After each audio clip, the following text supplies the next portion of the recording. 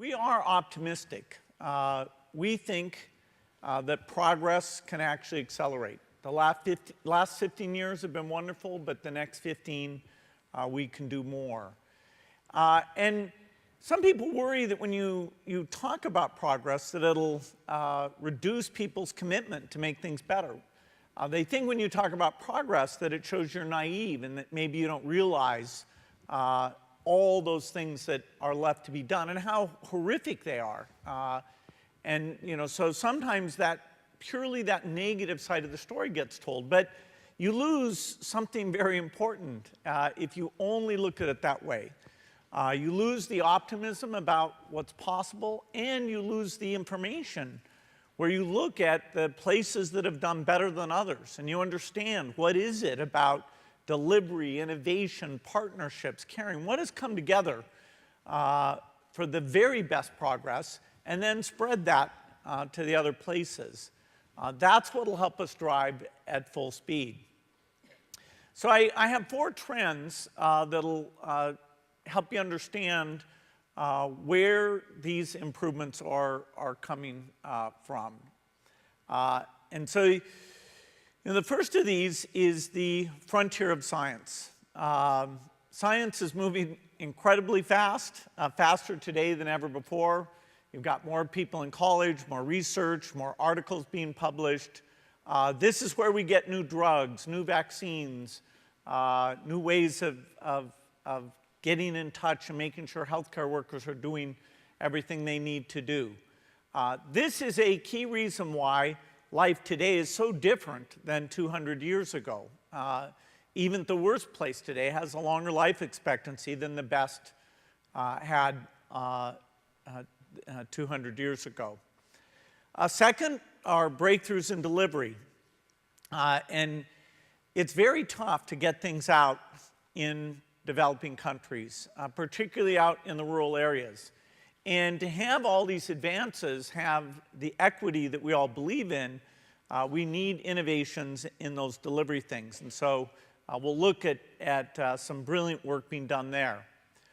Third is the idea of drawing more people in, having their circle of caring go beyond just their family or even their local community to all of humanity, and how we can take this younger generation, take the new tools that let us see things that are far away and see what's going on, and draw people in with a lot of committed energy. And finally, allies in action partnerships. I believe there's the people are committed today will get more committed, and that we can draw even more in. Countries like China and India that themselves have set great examples now, helping other countries that have not made as much progress. So the goal in this session is you'll understand why I'm inspired by these things, and you'll think how your work can contribute to these things. So let's dive in on frontiers of science and what we've got there. So there's so many different technologies. Vaccines are probably the top of the list. They're so phenomenal in terms of giving lifelong protection, and their cost has come down and down and down, and we've done a very good job of combining them. So you bring a child in just 4 times, and they get all the big infectious diseases. They can get protection for those things. The basic metric of success here is the reduction in childhood deaths. It was about 12 million children under 5 died in 1990. Now we're down to fewer than 6 million. And that is really such an incredible thing. And yet if you ask people, if you give them a multiple choice set of answers, almost no one will pick that things have gone this well. They might even think that things have gotten worse because they're reading every day about the setbacks. Now vaccines, there is a challenge. We're only getting them out to a bit less than 80% of the kids. So we have 20% that don't have access. One of the reasons that it's so hard to get that last 20% is that vaccines have to be kept cold.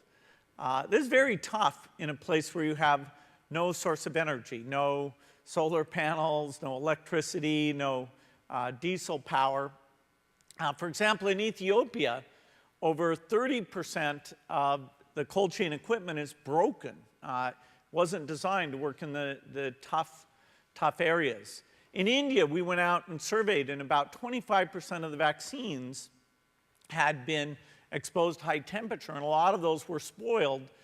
So even if they got to the children, they weren't going to have that kind of positive impact that they're supposed to have. So this idea of how do you keep vaccine colds, it was a challenge, kind of a scientific challenge. And that's one of the things our foundation likes to do is really educate scientists on what ideas they could work on that would make a huge difference, because they don't get to go out in the world and see what would really have the big impact. And so here, a cold chain was put forward. There's a group of inventors that work at a group called Global Good that I support, and they came up with a number of ideas. So you'll hear from a couple of the inventors, and they're really made a lot of progress. They have things that are ready to go out in the field, and it's very exciting. So let me welcome Jenny Hu.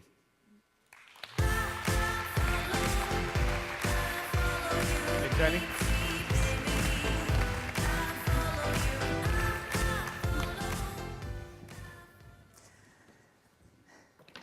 Every year, vaccines save millions of lives, but they're finicky. They must be kept in a narrow temperature range between 2 and 8 degrees Celsius in order to work properly. If they get too warm or too cold, they don't work and they don't protect against disease. They have to stay in this temperature range in an uninterrupted cold chain that reaches from the factory all the way to the clinic or health post where they're actually delivered to the children. These health posts can be in a lot of different areas. Some of them are in cities, areas where you might have reliable electricity. Some of them are in more remote places where the grid could be unreliable, frequent outages. And some of them don't have any electricity at all. They're off-grid. Each country could have over 10,000 of these facilities, each serving several thousand people. And I've visited some of these clinics. I've met mothers who carry their children several kilometers to be there to get their vaccines. But all too often, they find out when they get there, the refrigerator is broken, the vaccines are spoiled, and they've just wasted their time. And I've seen at these clinics piles of broken refrigerators that just get shoved outside because they're not working, they're not doing their job, they're not keeping the vaccines cold. And this is an example of an ice-line refrigerator. This is old technology that's been around for a while, but it's got a few problems. So something like this can sometimes keep the vaccines too cold and freeze them. At the same time, it doesn't keep them cold for long enough when the power goes out, and it's vulnerable to power fluctuations, so they can break easily. And sometimes they just aren't properly designed for the environment. So this one, for example, we found at a clinic. Africa brought it here to show you. It's got missing covers. Probably it overheated and had to get more ventilation in there. It's rusting from the humidity. I've actually been at clinics, and we've seen refrigerators that are so big they don't fit through clinic doors and had to be left outside. And so these are problems that my group wanted to address, and we did that by building a better refrigerator. We call it the MetaFridge, and here it is.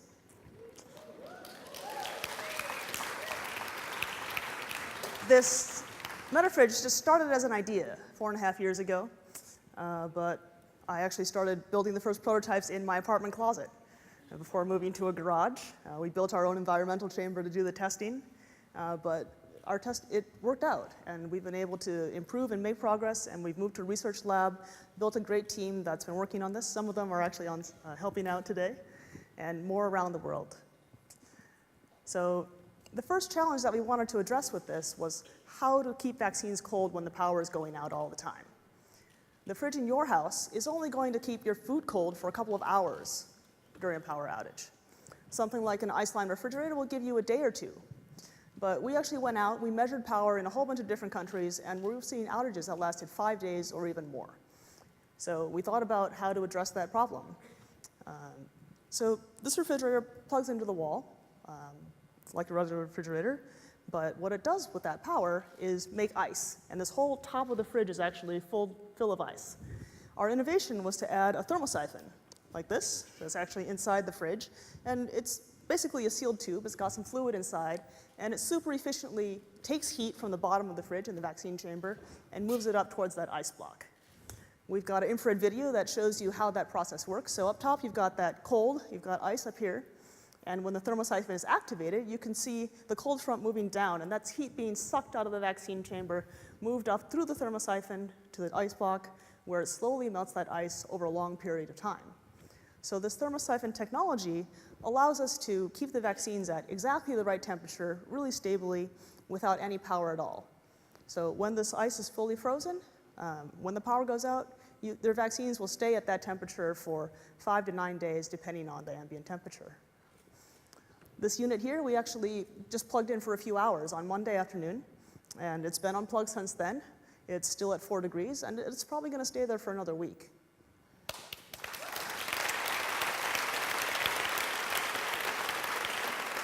The next problem that we tackled was power fluctuations. We've been out and seen a lot of different places where the grid is really unreliable.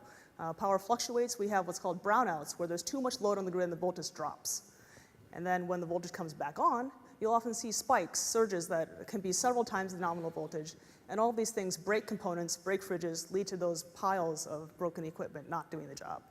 So this fridge has an integrated power system. It's actually built in, so it's always protecting the fridge. It keeps it safe from those surges. And not only that, when the voltage is high or low, instead of being broken, this fridge can harness that energy and keep running. We've tested in areas where the voltage is a third of what it should be, and this fridge just keeps on running and keeps the vaccine safe. Another thing that we've done is we know that we're engineers working in Seattle, and we don't always know what's best for everybody.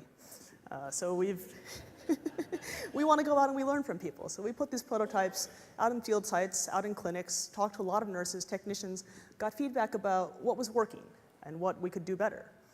One of the things we found out is that nurses often just have no way to know about their environment. They don't know how long the power may have been on or off. They might see from the thermometer inside that the refrigerator is cold now, but if they go home for the evening, they don't know what temperature their vaccines are going to be when they come back. The power might have gone out overnight, and they could come back to spoiled vaccines.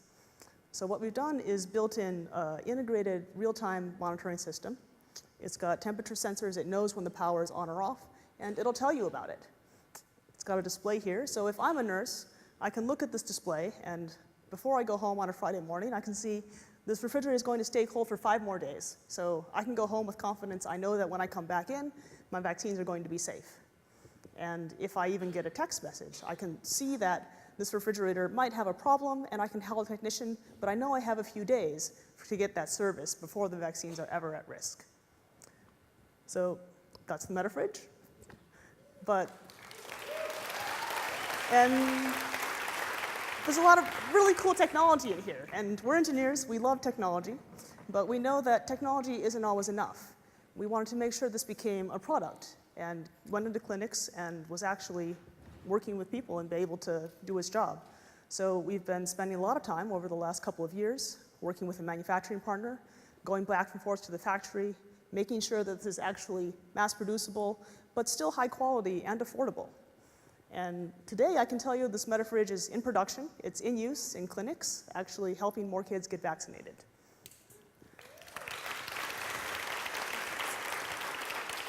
However, not every child who needs vaccines can make their way to a clinic. Sometimes we actually have to take the vaccines and bring them out to the children. So that's what my colleague Morgan Fowler is working on. Thanks, Jenny. So in many parts of the world, kids live in places that are too remote to access the vaccine clinics. In these areas, the vaccinators take the vaccines directly out to the kids, closer to the kids, out to the remote vaccination sites. About 50% of vaccines in Africa are delivered in this manner. Consider the Democratic Republic of the Congo. Here, kids really need their mobile vaccinators because this is one of the most geographically and logistically challenging countries to work in. It's the largest country in sub-Saharan Africa, yet has few roads. Vaccinators use hand-drawn maps, like this one, to find where they're supposed to go. This is Papa Blondine Mumbai. She's been a vaccinator for 10 years in the DRC, covering part of a region of 125,000 people, using the same old vaccine carrier technology that vaccinators across Africa have been using for the past 50 years. This is a problem particularly in Blondine's region because there's no power grid, few roads, and no cars. Only 8 of 21 health posts in Blondine's region have any kind of refrigeration at all. The ice pack vaccine carriers just don't do a good enough job in order to reach the next level of vaccine coverage. So I saw these limitations firsthand while in Uganda about 7 years ago. And it was clear to me then that what's really needed is vaccine carriers that have no need for any ice at all. And so that's what I and a team around the world have been working on for the past couple of years. And I want to show you what we've done. This is the Indigo vaccine cooler. It does what nothing else in the world currently does. This cooler will keep vaccines at the right temperature for a long period of time with absolutely no ice, no batteries, and no electricity needed during cooling. No infrastructure at all.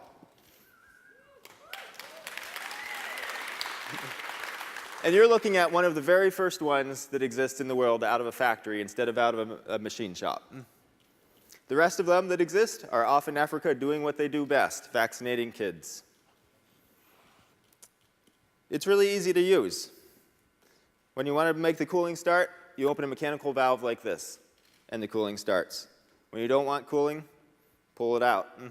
No electricity needed at all, and when the valve is turned off, the cooler can sit on the shelf somewhere remote using absolutely none of its cooling energy. When you need cooling, just turn it on with the turn of the valve. The unit is also rechargeable. You can put it in something like a kiln that will heat it up and make it ready for a whole nother cycle. So there you go, vaccines at the right temperature, at the right time, with absolutely no ice, no electricity, and no batteries. But how do we do this? So we start with something like a thermos. It limits the amount of heat that comes into the unit.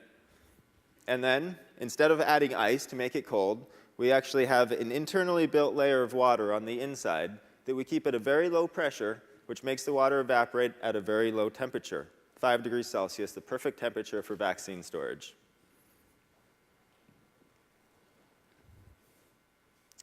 So, what does this look like in the world? What does the future look like with the Indigo cooler? Well, let's meet somebody who's actually using them in the field.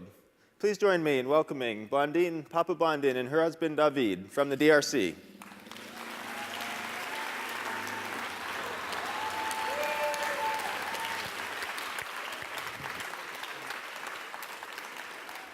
Bienvenue, Blondine and David.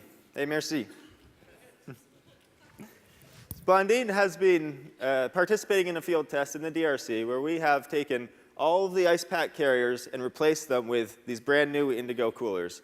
8 coolers covering a population of 125,000 people. And already, vaccinators are reaching kids that have not been reached before. Before we started this field test, the vaccinators reached about 20 of these remote vaccination sites in a month's time period. But now, this month, in September, they expect to be able to reach 120 remote vaccination sites due to the capabilities of the Indigo cooler. Our goal is that soon all vaccinators across Africa will have access to the MetaFridge, the Indigo, and other advanced cooling technologies in order to vaccinate all kids. Thank you for being here today.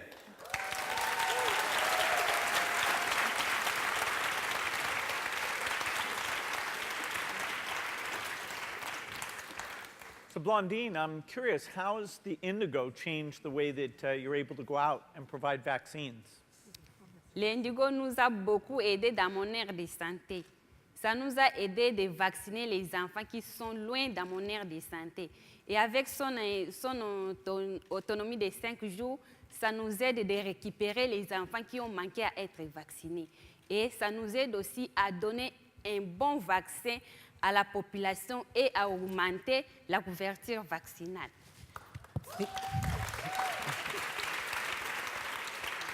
The Indigo has helped me tremendously because it has helped me to reach the children that are in remote villages of difficult access Also, with its 5-day autonomy, we can reach children that have been missed in previous campaigns, and also to have access to quality vaccine and thus increase vaccine coverage.